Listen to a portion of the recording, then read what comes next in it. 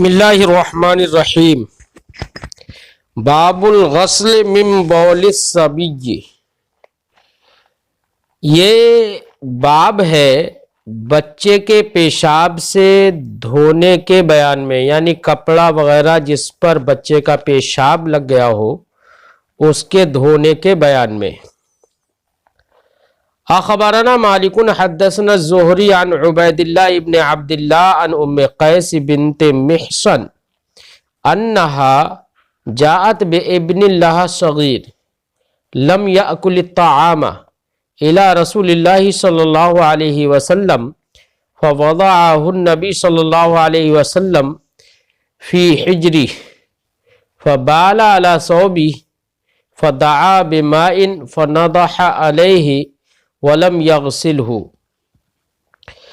خلاصہ باب کے طور پر یہ ہے، علامہ ابن عبد البر نے اجماع کا ذکر کیا ہے، فرمایا ہے اجمع المسلمون علی ان بول کل صبی یاکل الطعام ولا یرضع نجس کبول ابیہ، کہ تمام مسلمانوں کا اجماع ہے اس بات پر کہ بچے کا پیشاب جو کہ کھانا کھاتا ہو اور دودھ نہیں پیتا ہو تو وہ نجس ہے اپنے والد کی طرح، جیسے کہ والد کا پیشاب نجس ہے۔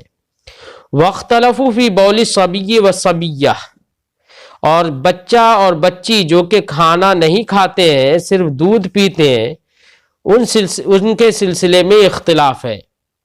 تو امام مالک اور امام اعظم ابو حنیفہ اور ان کے اصحاب اس بات کی طرف گئے ہیں کہ بچہ اور بچی دونوں کا پیشاب مرد کے پیشاب کی طرح ناپاک ہیں، چاہے وہ دودھ پیتے ہوں یا دودھ نہیں پیتے ہوں۔ جبکہ امام اوزاعی نے فرمایا ہے کہ بچے کے پیشاب میں کوئی حرج نہیں جب تک کہ وہ دودھ پیتا رہے، اور امام طبری نے فرمایا کہ بچی کا پیشاب دھویا جائے گا اور بچے کے پیشاب پر پانی ڈالا جائے گا، یتبع ماء، تو پانی ڈالا جائے گا، یہ امام طبری نے فرمایا۔ اور جن روایتوں میں یہ ہے کہ بچے کے پیشاب کو نہیں دھویا جائے گا اور لڑکی کے بچی کے پیشاب کو دھویا جائے گا، وہ روایتیں مضبوط اور قوی نہیں ہیں۔ یہ قول امام احمد ابن حنبل کا ہے کہ انہوں نے فرمایا بچے کے پیشاب کو نہیں دھویا جائے گا جبکہ بچی کے پیشاب کو دھویا جائے گا۔ امام احمد ابن حنبل نے بھی یہی قول کیا، اسحاق ابن راہویہ نے بھی یہی قول کیا، جبکہ کسی روایت میں یہ بھی ہے کہ امام مالک و امام اعظم ابو حنیفہ کا بھی یہی مذہب ہے، حالانکہ یہ روایت جو ہے وہ شاذ ہے اور امام مالک اور امام اعظم رضی اللہ تعالی عنہ کا یہ مذہب نہیں ہے۔ امام شافعی رضی اللہ تعالی عنہ کا مذہب یہ ہے وہ بچہ جو کھانا نہیں کھاتا ہو اس کا پیشاب نجس نہیں ہے یہاں تک کہ وہ کھانا کھا لے۔ اب کھانا کھانے والے بچے کا پیشاب امام شافعی بھی نجس مانتے ہیں، لیکن جو بچہ ابھی کھانا نہیں کھاتا ہے بلکہ صرف دودھ پیتا ہے اس کے پیشاب کو امام شافعی رضی اللہ تعالیٰ عنہ ناپاک نہیں مانتے، نجس نہیں مانتے۔ تو یہ اختلاف تھا کہ امام مالک اور امام اعظم ابو حنیفہ رضی اللہ تعالیٰ عنہ کے نزدیک سارے بچوں کا پیشاب، چاہے وہ دودھ پیتے ہوں، چاہے وہ بچہ ہو چاہے بچی ہو، سب کا پیشاب ناپاک ہے۔ اور امام شافعی رضی اللہ تعالیٰ عنہ کے نزدیک بچے کا پیشاب نجس نہیں ہے۔ یہاں پر چند طرح کی روایتیں ہیں، در حقیقت روایتوں کے جو الفاظ ہیں ان میں کہیں پر لفظ اتبع ماء آیا ہے، کہیں پر نضح لفظ آیا ہے، کہیں پر لفظ صبا آیا ہے۔ تو در حقیقت ان لفظوں کے معنی میں اختلاف، معنی لغوی میں اختلاف کی وجہ سے یہ اختلاف ہوا ہے۔ جن جن روایتوں میں یہ آیا ہے کہ نبی کریم صلی اللہ علیہ وسلم کے لباس مبارک پر بچے نے پیشاب کر دیا اور وہ دودھ پیتا تھا، کھانا نہیں کھاتا تھا، تو سرکار نے پانی منگایا، فنضح علیہ، تو اس پر پانی ڈالا۔ تو نضح کا معنی در حقیقت امام شافعی رحمۃ اللہ تعالی علیہ یہ بتاتے ہیں کہ پانی چھڑک لیا۔ انہی روایتوں سے موجودہ دور کے غیر مقلدین بھی اسی کے قائل ہیں کہ پانی صرف بچے نے جو دودھ پیتا ہو، کھانا نہیں کھاتا ہو، ایسے لڑکے نے اگر پیشاب کر دیا کپڑے پر تو اس کپڑے پر صرف پانی کو چھڑکا جائے گا، چھینٹے مارے جائیں گے، اس کو دھویا نہیں جائے گا۔ یہ لوگ بھی اسی کے قائل ہیں، جبکہ صریح روایتوں سے یہ معلوم ہو جاتا ہے کہ اس باب میں جہاں پر لفظ نضح ہے وہ نضح بے معنی صبا ہے، یعنی پانی ڈالنے کے معنی میں ہے، اور جب صبا کے معنی میں ہو جائے گا تو ایسی صورت میں لڑکا اور لڑکی دونوں کے پیشاب کے کپڑے پر پانی ڈالا جائے گا۔ بس فرق امام اعظم رضی اللہ تعالیٰ عنہ نے یہ فرمایا کہ لڑکے کا پیشاب جو ہوتا ہے اس میں مزاج کی رطوبت نہیں ہوتی ہے، مزاج کی برودت نہیں ہوتی ہے، اس لیے لڑکے کے پیشاب میں بدبو بھی کم ہوتی ہے بمقابل لڑکی کے۔ ایسے ہی لڑکے کا مخرج بول جو ہوتا ہے وہ تنگ ہوتا ہے، جب وہ پیشاب کرتا ہے تو جس جگہ پر پڑتا ہے اسی جگہ پر ایک ہی جگہ رہتا ہے، جبکہ لڑکی کا مخرج بول جو ہوتا ہے وہ تھوڑا فراخ ہوتا ہے، جس کی وجہ سے پیشاب ادھر ادھر پھیلتا ہے، چھینٹیں ادھر ادھر جاتی ہیں، جس کی وجہ سے امام اعظم رضی اللہ تعالیٰ عنہ نے یہ فرمایا کہ لڑکا ہو یا لڑکی ہو، پیشاب تو دونوں کا نجس ہے، بس یہ ہے کہ لڑکے کے پیشاب میں مبالغہ نہیں کیا کرنے کی ضرورت ہے، خوب مبالغے سے رگڑ رگڑ کر دھونے کی ضرورت نہیں ہے، بلکہ پانی ڈال دیا تو وہ ایک جگہ پر ہوگا، وہ پیشاب زائل ہو جائے گا، اور لڑکی کے پیشاب میں مبالغہ کرنے کی ضرورت ہے اور اس کو قاعدے سے رگڑ کے دھونے کی ضرورت ہے تاکہ بدبو بھی چلی جائے اور ادھر ادھر جہاں بھی چھینٹے گئی ہوں وہ سب صاف ہو جائیں۔ یہ اتنی سی دونوں کے درمیان اتنا سا فرق ہے۔ اور امام اعظم رضی اللہ تعالیٰ عنہ فرماتے ہیں کہ جن روایتوں میں یہ ہے فنضح علیہ کہ سرکار نے پانی ڈالا، تو وہاں نضح بمعنی صبا ہی ہے، وہاں پر یہ معنی نہیں ہے کہ چھڑک لیا۔ اور قیاس اور عقل بھی یہ کہتی ہے کہ اگر کسی ناپاک چیز پر اگر آپ پانی کے چھینٹے چھڑک لیں گے تو اس سے نجاست زائل نہیں ہوگی بلکہ نجاست اور پھیل جائے گی، اس لیے امام اعظم رضی اللہ تعالیٰ عنہ اس کے قائل نہیں ہے۔ اب رہی یہ بات کہ جن روایتوں میں لفظ نضح ہے وہ بمعنی صبا ہے، تو اس کی دلیل کیا ہے؟ اس کی دلیل وہ روایت ہے جس کو امام طحاوی رضی اللہ تعالی عنہ نے بول الغلام والجاریہ میں پیش کی۔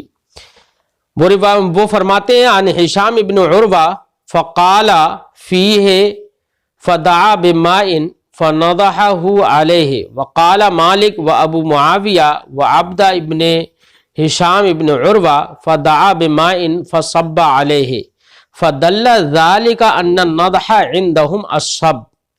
ہشام ابن عروہ نے اس بارے میں کہا، یعنی لڑکے کے پیشاب اگر کپڑے پر لگ جائے تو اس سلسلے میں کہا کہ آپ نبی کریم صلی اللہ علیہ وسلم نے پانی منگوا کر اس پر پانی ڈالا، اور امام مالک، ابو معاویہ اور عبدہ ابن ہشام بن عروہ نے کہا کہ آپ نے پانی منگوا کر اس پر انڈیل دیا، لہذا یہ اس بات پر دلالت کرتا ہے کہ چھینٹے مارنا یعنی نضح ان حضرات کے نزدیک اونڈیلنے یعنی سب کے معنی میں مستعمل ہے۔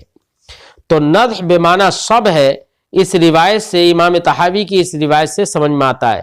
ایسی ایک دوسری روایت ہے جس کو امام طحاوی ہی نے ذکر کیا، ان عائشہ رضی اللہ تعالی عنہا قالت کان رسول اللہ صلی اللہ علیہ وسلم یؤتی بصبیان فیدعو لهم اتی بصبی مرۃ فبال علیہ فقال صبوا علیہ الماء صبا۔ حضرت عائشہ صدیقہ رضی اللہ تعالی عنہا سے مروی ہے، وہ فرماتی ہیں کہ رسول اللہ صلی اللہ علیہ وسلم کی بارگاہ میں بچوں کو لایا جاتا تھا کہ تاکہ سرکار ان کے لیے دعائے برکت فرما دیں، ان کا نام رکھ دیں وغیرہ وغیرہ۔ حتیٰ اوتیا بصبی، تو ایک مرتبہ ایک بچے کو لایا گیا سرکار کی بارگاہ میں، تو سرکار کی گود میں تھا وہ بچہ، فبالا علیہ، تو اس بچے نے سرکار کے اوپر پیشاب کر دیا۔ فقالا، تو سرکار نے ارشاد فرمایا صبو علیہ الماء صبا، اس پر پانی خوب ڈال دو۔ تو پانی ڈال دو، تو یہاں پر تو صریح لفظ موجود ہے کہ صبو علیہ الماء صبا، تو اس سے بھی پتہ چلتا ہے کہ جن روایتوں میں لفظ نضح ہے وہ بمعنی صبا ہے۔ ایک دوسری روایت ہے جس میں جس کو مصنف ابن ابی شیبہ میں ذکر کیا گیا ہے، وہاں اس روایت میں ہے عن ابی لیلى قال كنا عند النبي صلی اللہ علیہ وسلم جلوسا فجاء الحسین ابن علی يحب جلس على صدره وبال عليه قال فابتدرناه ونأخذه وقال النبي صلی اللہ علیہ وسلم ابنی ثم دعا بماء فصب علیہ۔ حضرت ابو لیلہ رضی اللہ تعالیٰ عنہ سے روایت ہے، وہ فرماتے ہیں کنا عند النبی صلی اللہ علیہ وسلم جلوسا، کہ ہم نبی کریم صلی اللہ علیہ وسلم کی بارگاہ میں بیٹھے ہوئے تھے، تو حسین ابن علی رضی اللہ تعالیٰ عنہ جاء الحسین ابن علی یحب، حضرت حسین ابن علی رضی اللہ تعالیٰ عنہ گھٹنوں چلتے ہوئے آئے، جلس علی صدرہ، اور سرکار دو عالم صلی اللہ علیہ وسلم کے سینہ مبارک پر وہ بیٹھ گئے، وبالا علیہ، اور پیشاب کر دیا سرکار کے اوپر۔ قالا، تو راوی فرماتے ہیں کہ قالا فابتدرناہ، راوی فرماتے ہیں تو ہم جلدی سے یہ دیکھ کر کے انہوں نے پیشاب کر دیا، ہم جلدی سے آگے بڑھے، ونأخذہ، اور حضرت حسین کو لینے لگے۔ قال نبی صلی اللہ علیہ وسلم، تو نبی کریم صلی اللہ علیہ وسلم نے ارشاد فرمایا ابنی، میرا بیٹا ہے۔ ثم دعا بماء فصب علیہ، تو پھر سرکار نے پانی کو منگایا، فصب علیہ، تو جس جگہ پر پیشاب کیا تھا وہاں پر پانی سرکار نے ڈالا۔ تو اس روایت میں بھی ہے کہ فصب علیہ، تو اس سے پتہ چلتا ہے کہ بچوں کے پیشاب کے سلسلے میں جن روایتوں میں نضح کا ذکر ہے وہ بمعنی صبا ہیں۔ اس سے بھی لہذا یہ معلوم ہوتا ہے کہ امام اعظم ابو حنیفہ رحمۃ اللہ تعالی علیہ کا جو مذہب ہے وہ احادیث صحیحہ اور قوی الاسناد احادیث کے موافق ہے۔ اب رہی یہ بات کہ بچے کا پیشاب بھی نجس ہے، ویسا نہیں ہے جیسے کہ امام شافعی رحمۃ اللہ تعالی علیہ نے فرمایا کہ لڑکے کا پیشاب جو کہ ابھی کھانا نہیں کھاتا ہو، دودھ پیتا ہو، تو وہ پاک ہے، اس کے نجس ہونے کا قول امام شافعی رحمۃ اللہ تعالی علیہ نے نہیں کیا۔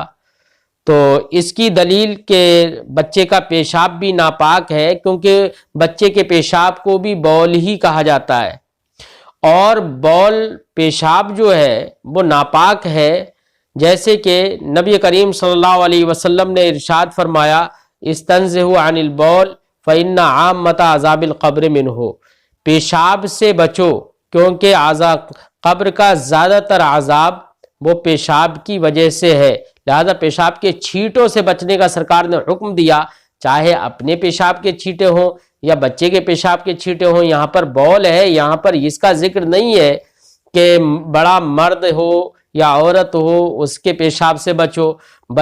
نہ بچے کی کوئی قید ہے، نہ ہی انسان کی قید ہے، نہ ہی کسی جانور کی قید ہے، کسی کی قید نہیں ہے. یہاں پر بول فرمایا ہے سرکار نے، جس سے پتہ چلتا ہے کہ پیشاب جس کو بھی بول کہتے ہیں وہ ناپاک ہے. چلیے ترجمہ لگاتے ہیں. باب الغسل من بول الصبی، یہ باب ہے بچے کے پیشاب سے کپڑے وغیرہ کو دھونے کا. اخبرنا مالک حدثنا الزہری عن عبید اللہ ابن عبداللہ عن ام قیس بنت محصن. ہمیں خبر دی امام مالک نے، فرماتے ہیں ہم سے حدیث بیان کی زہری نے، وہ روایت کرتے ہیں عبید اللہ ابن عبداللہ سے، وہ روایت کرتے ہیں ام قیس بنت محصن سے، انہا جاءت بابن اللہ صغیر، کہ ام قیس بنت محصن نبی کریم صلی اللہ علیہ وسلم کی بارگاہ میں اپنے چھوٹے بچے کو لے کر آئی. کیوں لے کر آئی؟ تاکہ سرکار ان کے لیے دعا فرما دے. اور روایتوں میں ہے کہ سرکار کی بارگاہ میں لوگ اپنے چھوٹے بچوں کو لے کر آتے تھے تاکہ سرکار ان بچوں کے لیے دعا فرما دے. اور سرکار دو عالم صلی اللہ علیہ وسلم ان کے نام رکھ دے. اس سے سمجھ میں آیا کہ اپنے بزرگوں کی بارگاہ میں بچوں کو لے کر جانا چاہیے تبرکن، تاکہ برکتیں حاصل ہو جائیں. اس سے یہ بھی سمجھ میں آیا کہ اپنے بزرگوں سے بچوں کے نام بھی رکھوانا چاہیے، نام رکھنے سے ہی برکتیں حاصل ہوں گی. سرکار کی بارگاہ میں لوگ لے کر آتے تھے. یہ حضرت ام قیس بنت محصن جو اپنے چھوٹے بچے کو سرکار کی بارگاہ میں لے کر آئیں، ان کا نام تو معلوم نہیں ہے، لیکن اتنا محدثین نے ذکر کیا ہے کہ یہ جس بچے کو لے کر آئی تھی، یہ نبی کریم صلی اللہ علیہ وسلم کے زمانے ہی میں اس بچے کا انتقال ہو گیا تھا. تو اپنے چھوٹے بچے کو لے کر آئیں. کیسے چھوٹا بچہ تھا؟ لم یاکل الطعام، جو کھانا نہیں کھاتا تھا. ابھی جو کھانا، یہ بچے کا حال بیان کیا جا رہا ہے. یہ علت نہیں ہے اس بات کی کہ آگے جو فرمایا گیا کہ سرکار نے دھویا نہیں، کہیں اس کی علت آپ سمجھ لیں. اس کی علت نہیں ہے کہ دھویا اس لیے نہیں کہ کھانا نہیں کھاتا تھا، بلکہ بچے کا حال بیان کیا جا رہا ہے. فرماتے لم یاکل الطعام، ایسے اپنے چھوٹے بچے کو لے کر آئیں جو کھانا نہیں کھاتا تھا. اس کا حال یہ تھا کہ وہ کھانا بھی نہیں کھاتا تھا. کہاں لے کر آئیں؟ الی رسول اللہ صلی اللہ علیہ وسلم، سرکار دو عالم صلی اللہ علیہ وسلم کی بارگاہ میں لے کر آئیں. فوضعہ النبی صلی اللہ علیہ وسلم فی حجری، جیم کے سکون کے ساتھ، ہا کے فتح کے ساتھ یہ فصیح ہے، اور ہا کے کسرے کے ساتھ بھی پڑھا جاتا ہے، فی حجری. تو نبی کریم صلی اللہ علیہ وسلم نے ان کو، اس بچے کو اپنی آغوش مبارک میں لے لیا، گود میں بٹھا لیا. بچے کو جب گود میں بٹھایا، فبال علی ثوبہ، تو اس بچے نے پیشاب کر دیا. اب علی ثوبہ میں جو ہا ضمیر ہے نا، اس ہا ضمیر کے مرجع میں بھی ہمارے ائمہ نے دو احتمال بتائے. ایک احتمال تو یہ ہے کہ علی ثوبہ ہا ضمیر کا مرجع سرکار ہو، تو مانا ہو اس بچے نے سرکار کے کپڑے پر پیشاب کر دیا.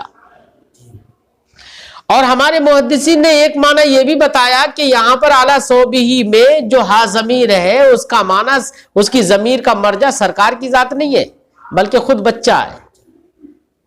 اور بچہ ہے تو معنی ہوگا فبال علی ثوبہ، تو اس بچے نے اپنے کپڑے پر پیشاب کر دیا، اپنے کپڑے پر. اگر یہ احتمال ہے اور یہ معنی مراد لیا جائے، تو ایسی صورت میں یہ حدیث پاک مزید دلیل ہو جائے گی اس بات پر کہ بچے کا پیشاب ناپاک ہے. کیوں؟ کہ بچے نے اگر اپنے کپڑے پہ پیشاب کیا تب بھی سرکار دو عالم صلی اللہ علیہ وسلم نے پانی منگایا، اس احتمال سے کہ کہیں ایسا نہ ہو بچے نے پیشاب تو اپنے کپڑے پہ کیا لیکن سرکار کی گود میں تو تھا، سرکار کی گود میں تھا، کہیں ایسا نہ ہو کہ اس کا کچھ اثر سرکار کے کپڑے پر پہنچ گیا ہو. اس لیے سرکار نے پانی منگایا. فَنَضَحَ عَلَيْهِ، تو اس پر پانی ڈالا سرکار نے اپنے کپڑے پر. پیشاب کیا ہے بچے نے اپنے کپڑے میں اور سرکار نے اپنے کپڑے پر پانی ڈالا اس شبے کی بنا پر کہ کہیں اس کا اثر نہ ہو گیا ہو، پیشاب کا اثر ہمارے کپڑے تک نہ آ گیا ہو. تو اس سے یہ حدیث پاک مزید دلیل ہو جائے گی اس بات پر کہ ایک احتمال کے پیش نظر ہی سرکار نے پانی ڈالا. اس سے سمجھ میں آ گیا کہ بچہ جو ابھی دودھ پیتا ہو، کھانا نہ کھاتا ہو، ایسے بچے کا پیشاب بھی ناپاک ہے. ذہن بات آئی؟ فرماتے ہیں فبال علی ثوبی، تو اس بچے نے کپڑے پر پیشاب کر دیا، سرکار کے کپڑے پر یا اپنے کپڑے پر، دونوں احتمال. فدعا بماء، تو سرکار نے پھر پانی منگایا. فنضح علیہ، پانی کیوں منگایا تھا؟ تاکہ اسے کپڑے کو صاف کر دے. اور اگر اپنے کپڑے پر بھی ہے، سرکار کے ہی کپڑے پر اگر پیشاب کیا تب بھی سرکار نے پانی تو منگایا ہی تھا نا. اگر پیشاب بچے کا پاک ہی ہے، نجس نہیں ہے، تو پانی منگانے کی کوئی ضرورت تھی نہیں. تب بھی یہ حدیث پاک دلیل ہے اس بات پر کہ بچے کا پیشاب نجس ہے. فدعا بماء، تو سرکار نے پانی منگایا. فنضح علیہ، تو اس کپڑے پر سرکار نے پانی ڈالا، اس کپڑے پر سرکار نے پانی ڈالا. اچھا، اگر ضمیر کا مرجع بچہ ہونا اعلیٰ صوبی میں، تو ایک بات اس سے اور سمجھ میں آ جائے گی. کیا؟ کہ سرکار دو عالم صلی اللہ علیہ وسلم نے پانی منگایا جب وہاں پر اعلیٰ صوبی ہی ضمیر کا مرجع بچہ ہے، اپنے کپڑے پر بچے نے پیشاب کر لیا تھا. فنضح علیہ، یہاں پر بھی ضمیر کا مرجع وہی کپڑا لیں جس پر بچے نے پیشاب کیا، یعنی بچے نے اپنے کپڑے پر پیشاب کیا تو سرکار نے پانی بھی اسی کے کپڑے پر ڈال دیا، یہ معنی اگر مراد ہو. تو اس سے ایک بات یہ بھی سمجھ میں آ جائے گی کہ چھوٹے بچوں کے بارے میں جو لوگوں کا آج کل خیال ہے کہ چھوٹے بچے تو ان کو تو صفائی سے رکھا بھی نہیں جا سکتا ہے، ان کا پیشاب بار بار کیسے دھویا جا سکتا ہے. اس سے یہ بھی سمجھ میں آ گیا کہ سرکار کے زمانے میں بھی چھوٹے بچوں کو صاف کیا جاتا تھا، ان کے کپڑوں کو صاف رکھا جاتا تھا. آج بھی اگر گھروں میں عورتیں اہتمام کریں اس بات کا کہ چھوٹے بچے پیشاب کریں تو ان کو فوراً دھلایا جائے، اگر کسی کپڑے پہ پیشاب لگ گیا تو اس کپڑے کو فوراً صاف کیا جائے. تو یہ نظافت اور یہ طہارت سرکار کے زمانے میں تھی اور آج بھی متصور ہو سکتی ہے، بس تھوڑی سی کوشش کرنے کی ضرورت ہے. فنضح علیہ، تو سرکار نے پانی ڈالا. نضح بمعنی صبا ہے، یہ میں بتا چکا ہوں. ولم یغسلہ، مبالغے کے ساتھ اس کو دھویا نہیں. قال محمد، امام محمد رضی اللہ تعالیٰ عنہ فرماتے ہیں قد جاءت رخصۃ فی بول الغلام، لڑکے کے پیشاب میں رخصت آئی ہے. رخصت کا مطلب یہ نہیں ہے کہ دھویا ہی نہیں جائے گا، مبالغے کی رخصت آئی ہے کہ مبالغہ نہیں کیا جائے. اذا کان لم یاکل الطعام، جبکہ کھانا نہ کھاتا ہو. وامر بغسل بول الجاریہ، اور لڑکی کے پیشاب کے دھونے کا حکم دیا جائے گا. یہ ہے لڑکے کے پیشاب میں مبالغہ نہیں کیا جائے گا، لڑکی کے پیشاب میں دھونے میں مبالغہ کیا جائے گا. وغسلہما جمیعا احب الینا. امام محمد رضی اللہ تعالیٰ عنہ فرماتے ہیں لڑکا ہو یا لڑکی ہو دونوں کے پیشاب کو مبالغے کے ساتھ دھو لینا یہی ہمارے نزدیک احب ہے، بہتر ہے، احتیاط اسی میں ہے، احتیاط. وہو قول ابی حنیفہ، یہی قول ہے امام اعظم ابو حنیفہ رحمہ اللہ کا. اخبرنا مالک، ہمیں خبر دی امام مالک نے، فرماتے ہیں اخبرنا ہشام بن عروہ عن ابی، وہ فرماتے ہیں ہمیں خبر دی ہشام ابن عروہ نے روایت کرتے ہوئے اپنے والد عروہ سے، عن عائشہ، حضرت عروہ رضی اللہ تعالی عنہ حضرت عائشہ صدیقہ رضی اللہ تعالی عنہ سے روایت کرتے ہیں انہا قالت، کہ حضرت عائشہ صدیقہ رضی اللہ تعالی عنہ نے فرمایا اوتی النبی صلی اللہ علیہ وسلم بصبی، سرکار کی بارگاہ میں ایک بچے کو لایا گیا. یہاں پر بھی بچے سے مراد ام قیس کا بچہ ہے. کیا مراد ہے؟ ام قیس کا بچہ ہے. یا یہاں پر بچے سے مراد امام حسن ہے یا امام حسین ہے. ویسے سرکار دو عالم صلی اللہ علیہ وسلم کے کپڑے پر جن بچوں نے پیشاب کیا علماء نے ان بچوں کا ذکر کیا ہے. ایک تو ام قیس کے فرزند جو لے کر آئی تھیں اپنے بچے کو، سرکار نے ان کو گود میں بٹھا لیا جیسے کہ پچھلی روایت میں گزرا ہے. ایک حضرت حسن، ایک حضرت حسین، اور ایک سلیمان ابن ہشام، یہ بھی نام. ایسے ہی عبداللہ ابن زبیر، انہوں نے بھی سرکار کے آغوش میں بیٹھ کر اور سرکار کے کپڑے پر پیشاب کیا تھا. ہمارے علماء نے 2 شعروں میں ان بچوں کو ذکر کیا ہے.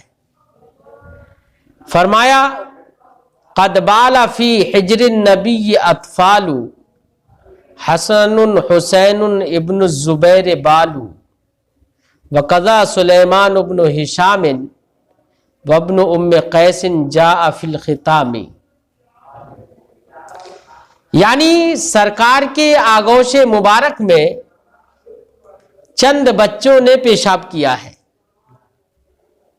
حسن نے، حسین نے، عبداللہ ابن زبیر نے، ان نے پیشاب کیا. ایسے ہی سلیمان ابن ہشام نے، ایسی ام قیس کے فرزند نے جو کہ آخر میں سرکار کی بارگاہ میں آئے تھے. تو ان لوگوں نے سرکار کے کپڑے پر پیشاب کیا. کتنے لوگ ہو گئے؟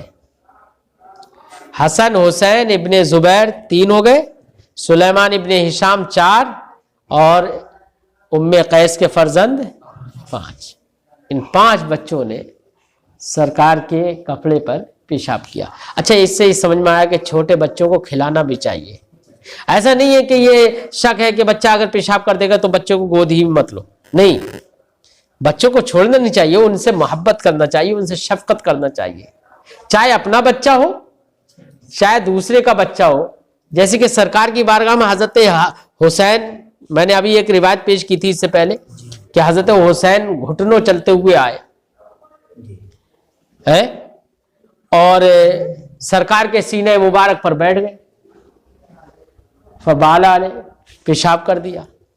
تو صحابہ کرام فرماتے ہیں فابتدرنا ناخذ، تو ہم تیزی سے دوڑے کہ ہم حضرت حسین کو جلدی سے لے لیں کہ پیشاب کر دیا ہے. تو سرکار نے فرمایا ابنی ابنی، میرا بیٹا ہے، میرا بیٹا ہے. تو اس سے پتہ چلا کہ اپنے بچوں کو بھی گود میں لینا چاہیے، اور دوسرے لوگ اگر آپ کے پاس اپنے بچوں کو لے کر آئیں تو ان سے بھی پیار و محبت کا اظہار کرنا چاہیے، ان سے بھی شفقت کا اظہار کرنا چاہیے، انہیں بھی گود میں لینا چاہیے. اس سے علماء کے ذریعے سے، علماء اگر گود میں بچوں کو لیں گے تو علم نبوی کا شرف ان بچوں کو حاصل ہو جائے گا، برکتیں حاصل ہوں گی علم نبوی کی بنا پر. تو یہ بچوں کے ساتھ، اپنے بچوں کے ساتھ بھی کرنا چاہیے، اور دوسرے کے بچے بھی اگر آئیں تو انہیں بھی گود لینے میں کوئی حرج نہیں ہے، لینا چاہیے. قالت حضرت عائشہ صدیقہ رضی اللہ تعالی عنہ فرماتی ہے اوتی النبی صلی اللہ علیہ وسلم بصبی، سرکار کی بارگاہ میں ایک بچے کو لایا گیا، فبالا علی ثوبی، تو اس بچے نے کپڑے پر پیشاب کر دیا۔ کس کے کپڑے پر کیا؟ میں نے دو احتمال بتائے تھے، یہ بھی احتمال ہے اپنے کپڑے پر، یہ بھی احتمال ہے سرکار کے کپڑے پر۔ فدعا بماء فاتبعہ ایاہ، تو سرکار نے پانی منگایا، تو اتبع یتبع پیچھے ڈالنا، یعنی پیشاب پہلے اس نے کر دیا، اب اس کے پیچھے فوراً سرکار نے پانی ڈال دیا۔ اتبعہ ایاہ، تو اسی پیشاب کے کپڑے پر سرکار نے پانی کو ڈال دیا، اڈیل دیا۔ قال محمد، امام محمد رضی اللہ تعالیٰ عنہ فرماتے ہیں وبہذا ناخذ، یہ احادیث سے جو مستفاد ہوتا ہے کہ بچے کے پیشاب پر بھی پانی ڈالا جائے گا جیسے کہ بچی کے پیشاب پر پانی ڈالا جائے گا، جو یہ بات مستفاد ہوتی ہے، ایسی سرکار نے پانی کو منگا کر پانی ڈالا تھا کپڑے پر، جس سے یہ مستفاد ہوتا ہے کہ بچے کا پیشاب بھی نجس ہے۔ ان تمام باتوں کو، ان احادیث کے مستفاد کو ہم لیتے ہیں اور اس پر عمل کرتے ہیں۔ تتبعہ ایاہ غسلا، تتبعہ ایاہ غسلا، تم اگر بچہ پیشاب کر دے تو اس پیشاب کے بعد اس کو دھوتے ہوئے اس پر پانی ڈالو، حتی تنقیہ، یہاں تک کہ تم اس کو صاف کر دو۔ وہو قول ابی حنیفہ رحمہ اللہ، یہی قول ہے امام اعظم ابو حنیفہ رحمۃ اللہ تعالی علیہ کا۔